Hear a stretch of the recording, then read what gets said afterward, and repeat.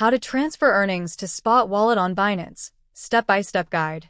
Hello and welcome. In today's video, I'll show you how to transfer your earnings to your Spot Wallet on Binance. This is an important step if you want to trade or withdraw your funds. Let's get started. First, open your Binance app and log into your account. At the bottom of the screen, you will see the Wallets option. Tap on it. In the Wallet section, you will find Funding or Earn Wallet, depending on where your earnings are stored. Select the appropriate wallet. Once inside the wallet, tap on the Transfer button. This is the quickest way to move your funds between wallets. On the transfer screen, select the wallets. In the From field, choose Earn, and in the To field, select Spot Wallet.